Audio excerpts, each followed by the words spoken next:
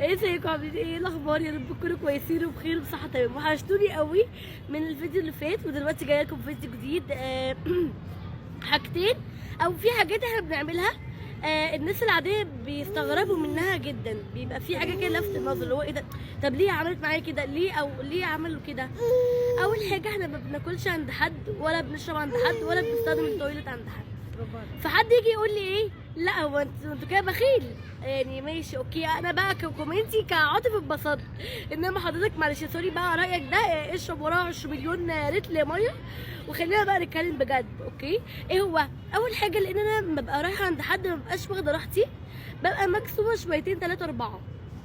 ده اول حاجه. تاني حاجه، لما يعني وانا مثلا باكل او بشرب حد مثلا، بحس ان حد بص عليا، بحس ان حد واخد باله مني او حد مركز معايا. طب ليه؟ علشان كده بقول يا جماعه بجد، فضلا وليس امرا، بلاش ايه واحنا قاعدين طب خدي كلي، طب كلي، طب كلي. بلاش، احنا كده بنتكسف جدا، يعني احنا اصلا بطبيعتنا ان احنا ناس بنتكسف قوي. فلما انت كمان تبقي مركزه معايا وبص عليا او واخده بالك مني، فانا بتكسف اكتر وما باخدش راحتي. اوريدي بتلاقي اكلتي قليله جدا او ما باكلش خالص، وانت طبعا بتتضايقي. خليني بس اقول حاجه في اخر الفيديو. يا جماعه عايزه اقول لاهلي حاجه، ان يعني لما تكونوا خارجين خروجه بلاش تجبروا عليا ان انا اخرج، لان انا مبقاش عايزه اخرج، لان لو خرجت هنكد عليكم.